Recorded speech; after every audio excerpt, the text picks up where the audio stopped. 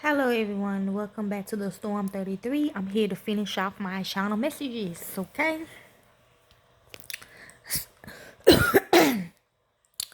So this is going to be an update on the monkey's paw, okay? If you've been on my channel, you should know I always talk about this monkey paw. Okay, well, before I read what I found as well, I know what the monkey, this is a suggested question, by the way, from one of my subscribers. Because she wants to know, why do we always get frozen when people come with the Bible and all that other bullshit? You know what I'm saying? And she also want to know, why was the Most High getting freezed in the past, by the way, before Christ? So I realized when I was reading her question, it was the monkey paw that freezes him and us, okay? Anyone else in the spiritual realms. Because I feel like I heard that the monkeys, apes, and stuff was the first animal he put on the earth, okay? Like when he built the earth, okay? You know, okay? So, so it's the monkey paw that do it. Okay, so I'm doing some more research because something just helped me do more research on it, okay, after I heard it. And after I read that question, I heard it, okay? So I'm on the internet. See, me, in my mind, I thought the monkey paw was just a paw, you know, of their hand, like a dog paw. That's what I thought it was, okay? I know it's a monkey, but I looked at my monkey paw. I'm just looking in like the middle of his paw, of his hand. No, it is not. It is a whole hand like this.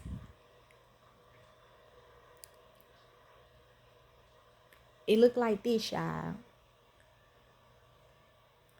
So half of his arm and half of his hand. Okay? Yes. Now my son, he loves monkeys, okay? Ever since he was little. Not Jeremiah, my other son, young boy. Fred. No, Fred the fourth. Okay, so he always loved monkeys. He always wanted him a monkey. For some reason, this hen mysteriously came into our home. Okay. Now, remember when I was trafficked after 96 and all that stuff, Shanice was always with me. But when I watched the video, because, it's a long ass movie, okay? It starts off at the wedding, and then it goes into, okay, late at night, okay? And me personally, I could never see how the fuck they got in the house, okay? So I heard that Shanice was putting an illusion when I was around, so I couldn't see who was doing it. Okay, I knew she was a monkey or whatever, and she would transform into a human or whatever. Okay, so when it's just me and her, that's probably why she was always around me, like patrolling me or whatever. So, but everybody else could see it, but except for me, you know what I'm saying?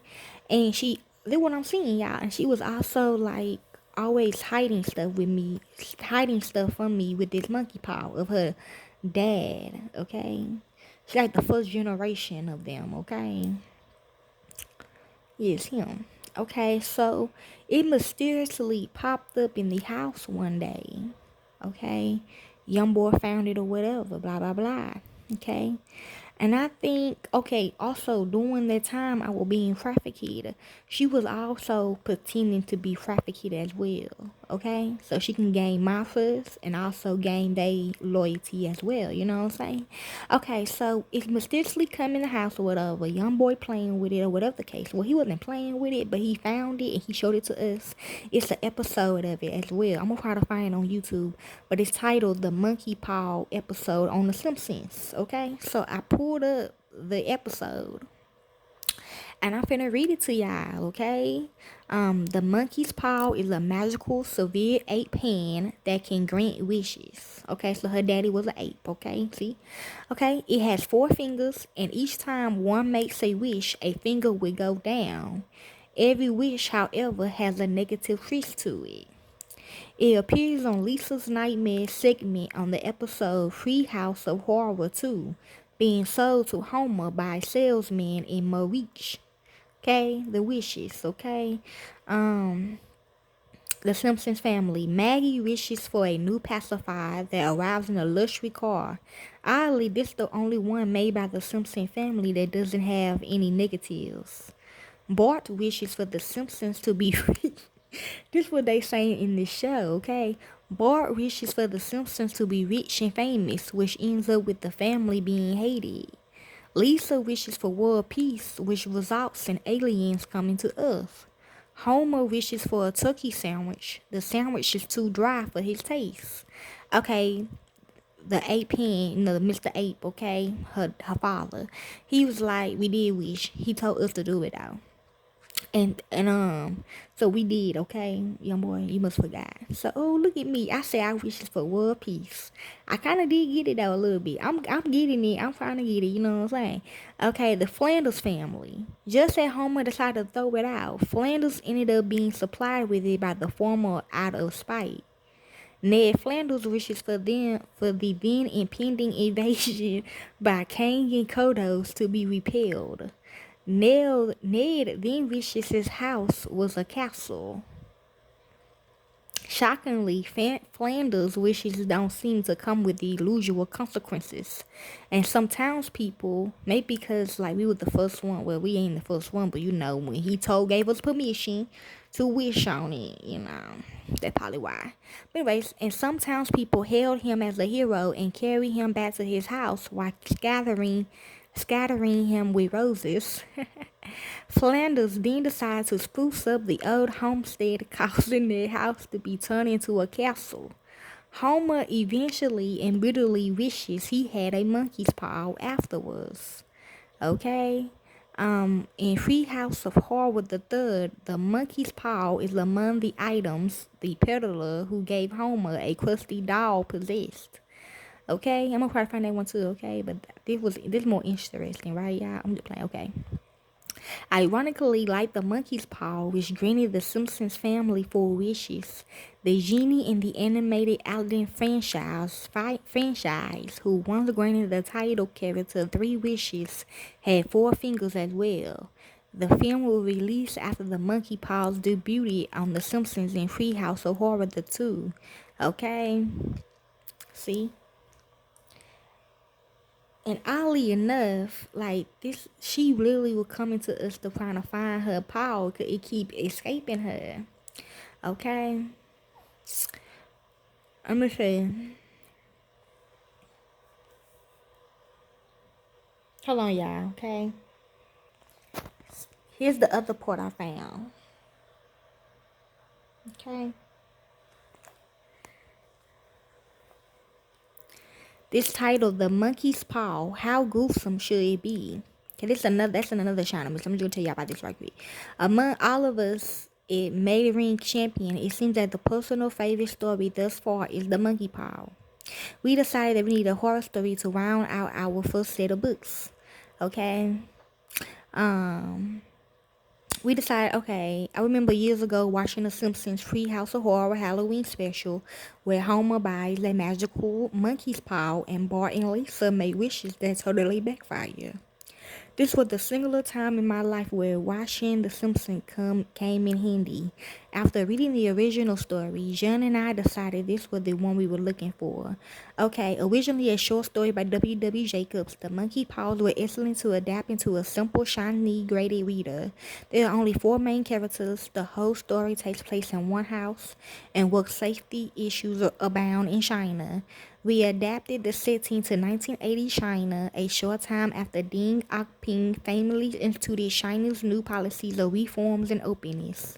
Industry was booming and factories were popping up everywhere. So you ain't lying, like these fast food restaurants. Without giving away too much of the story, the son is involved in an accident at work. Okay. Now, right here, look at this image. Okay. Yes, okay. They wished the monkey paw to build a fucking machine. It is his though. Like they stole it though. Okay. The monkey paw stole what the monkey paw did. So it really don't matter because the month. His damn descendant, you know. Oh Lord Jesus. I get so frustrated when reading with telling y'all this stuff. It's just somehow stole God a machine, okay, out of his workplace. Lord Jesus. Okay. Okay, so I'm reading it part. As noted, he was standing by the machine working when the machine had a problem. His colleague heard him cry out, ran to him, but when he got there, it was too late. He was already in the machine dead. When I read that part, I felt like it was about my daughter, Anjai.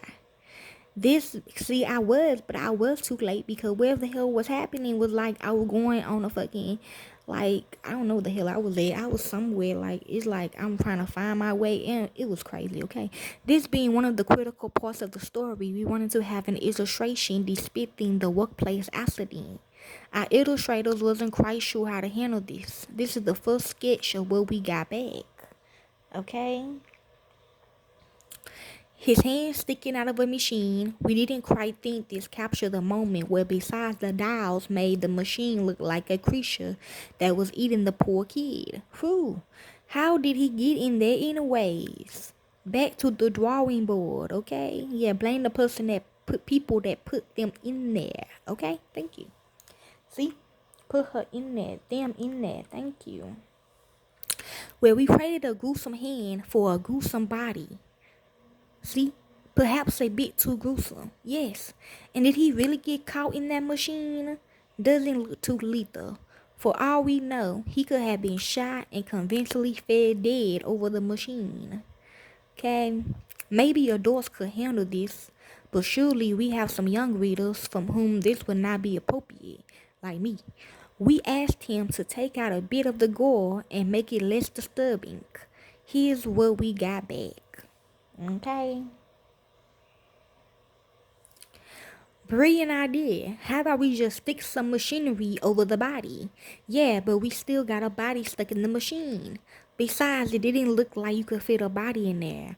It still didn't capture the moment, and I thought it still might not be appropriate for some readers. John and I put our heads together on how to tackle this. As opposed to showing the accident itself, we decided the accident couldn't be drawn to be as gruesome as a person can imagine it. True. Besides the climax of this horror story, why we say she just got cut up, you know? Yeah. I mean, who? Nobody will believe me now when I say it. Right, like, who be joking? I wouldn't believe it either. Shit, to be honest. At the very end, but I won't like be off, hinge upon the reader's imagination. We gave the illustrators our ideas and sent a couple reference pictures of machines we thought might work well. A few days later, he sent us these.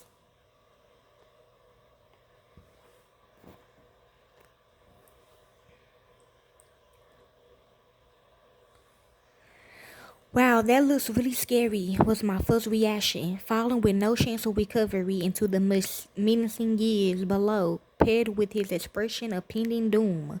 Perfect. It was later colored and put into the speech bubble of his factory manager at the final image in the book today. Gruesome enough depends on your imagination. Okay? So yeah, okay? Yeah, I just wanted y'all to know that, and that for my subscriber as well, okay? Thank y'all. Peace, be safe.